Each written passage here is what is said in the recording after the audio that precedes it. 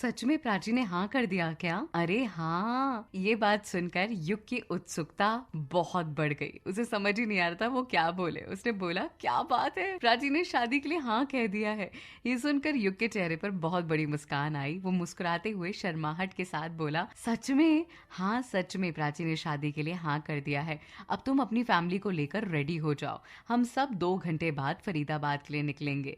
ये कहकर युग ने फोन रख दिया तो युग खुशी के मारे उछलता उछलता अपनी फैमिली के पास गया और भाभी को देखते हुए बोला, आप लोग जल्दी तैयार हो जाइए, हमें फरीदाबाद के लिए निकलना है। ये सुनकर उसकी मम्मी और भाभी साथ में बोली, ठीक है बेटा, जब तक तू भी रेडी हो जा। अमन आज हॉस्पिटल से डिस्चार्ज इधर हो रहा था और अपने कमरे में आराम भी कर रहा था, तो अमन की बहन रीमा दादी की व्हील चेयर पुश करते हुए उन्हें अमन के कमरे में ले आई और दादी को छोड़कर खुद कमरे से बाहर चली गई। दादी को देखते हुए अमन बोला, दादी आप? हाँ बेटा, तुझे हॉस्पिटल में तो देखने नहीं आ पाई, पर अब तू घर आ गया है तो तुझे जी भर के देख तो लूं। पता नहीं मेरे बच्चे को किसकी नजर लग गई थी।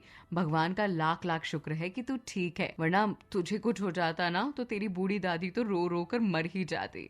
नहीं दादी, मुझे कैसे कुछ होता, आपका आशीर्वाद जो मेरे साथ था। पर बेटा एक बात बता, तेरा एक्सीडेंट हुआ कैसे? उसकी दादी कुछ सोचते हुए बोली, कुछ नहीं दादी, मैं बस कंपनी से लौट कर आ रहा था कि अचानक एक ट्रक वाले ने टक्कर मार दी। शादी वाले दिन तुझे कंपनी जाने का क्या सूझा था? हाँ, दादी ने गुस्से में कहा, कुछ नहीं, बस एक मीटिंग को लेकर थोड़ी परेशानी हो गई थी और डील को लेकर मैं थोड़ा हैरान था, परेशान था, इसीलिए। अमन ने जवाब दिया, ठीक है, अभी पूरी तरह आराम कर, जब तक तू ठीक नहीं हो जाता तब तक तुझे कंपनी वंपनी नहीं जाने देंगे हम लोग। तेरे मैनेजर और वो रिचा है ना, सब मिलकर संभाल लेंगे, समझा? तू आराम कर जाकर। उसकी दादी ने इतना कहा और अपनी व्हील चेयर पुश करते करते खुद वहां से चली गई। उनके जाते ही अमन ने अपनी फोन में से मैनेजर हसरत को फोन करते हुए कहा, क्या हाल चाल है वहाँ के? सर फिलहाल तो सब ठीक है, लेकिन पंकज ने अभी तक टेंडर रिसीव नहीं किया है।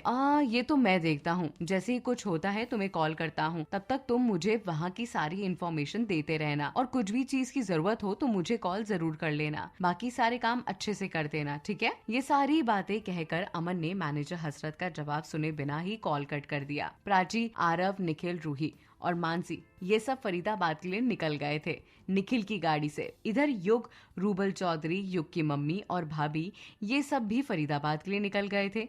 निखिल की गाड़ी आगे आगे थी और युग की गाड़ी पीछे पीछे। मधु ने अपनी मम्मी पापा से कहलवाकर पहले ही प्राची के घर पर इंफॉर्मेशन भिजवा दी थी कि वो सब यहाँ आ रहे हैं, इसीलिए उसकी मम्मी ने प्राची की बहन के साथ मिलकर सारा काम कर लिया था और घर पर अच्छे अच्छे पकवान बनाए हुए थे। करीब 1 से 1.5 घंटे का सफर करने के बाद वो लोग फाइनली प्राची के घर पहुँच गए। प्राची को देखते ही उसकी मम्मी उसके पास आई और उसे गले लगाते हुए बोली, आ गई तुम बेटा? हाँ मम्मी, मैं आ गई। अब कब तक आपसे दूर रहती? प्राची अपनी मम्मी से मिली और फिर अपने कमरे में चली गई। इधर निखिल लोगों के पहुंचने के 10 मिनट बाद युग की गाड़ी वहां पहुंच गई। मधु और रूही प्राची की मम्मी के साथ किचन में हाथ बटाने लगे। वहीं निखिल और आरव प्राची के पापा का बाहर की तैयारियों के हाथ बटाने लगे। निखिल और आरव ने मिलकर युग की फैमिली का बहुत प्यार से सम्मान किया। मधु के पापा डॉक्टर संजय भी यही मौजूद थे और युग के साथ रूबल चौधरी भी आए हुए थे शादी की बात करने। प्राची की मम्मी, युग की मम्मी मिसेस रेशमा और उनकी भाभी स्मिता सब बैठकर प्राची की मम्मी से बातें कर रहे थे। वहीं मधु और रूही नाश्ता लेकर आई। मधु नाश्ते की प्लेट लगाकर जाने लगी तो मिसेस रेशमा प्राची की मम्मी को देखते हुए बोली, अगर आपकी इच्छा है तो हमारी बहू का चेहरा भी हमें दिखा दीजिए। ये सुनकर प्राची की मम्मी मुस्कुराते हुए बोली, हाँ हाँ बिल्कुल, क्यों नहीं। मधु जा, प्राची को लेकर आ जा। प्राची अपने कमरे में पहले से ही तैयार बैठी थी। उसने लाइट रेड कलर की साड़ी पहनी हुई थी। मधु कमरे के गेट पर नॉक करते हुए बोली, प्राची तैयार है तू? हाँ मैं तैयार हूँ, प्राची ने हल्की सी आवाज में कहा।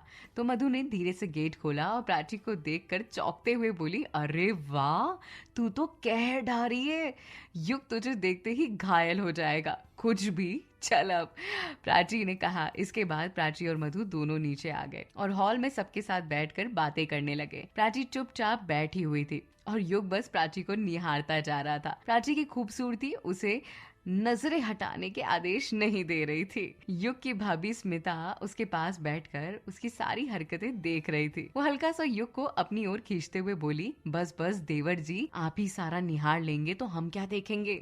ये सुनकर युग ने शर्माते हुए कहा, नहीं नहीं भाभी, ऐसा कुछ भी नहीं है, मैं तो बस हाँ, अरे अरे देवर जी, सब समझती हूँ, मैं भाभी हूँ आपकी।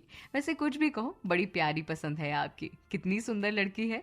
इसकी सुंदरता तो पहली नजर में किसी को भी अपना दीवाना बना दे। प्राची को देखने के बाद मिसेस रेशमा अपनी जगह से उठी और प्राची के हाथों में कंगन पहनाते हुए बोली, हमें लड़की पसंद है, आगे आप लोग जैसा सही समझे। उनकी बात सुनकर प्राची की मम्मी ने भी एक अंगूठी निकाली और युग की उंगली में अंगूठी पहनाते हुए बोली, हमें भी लड़का पसंद है, तो हमें ये रिश्ता पक्का समझे।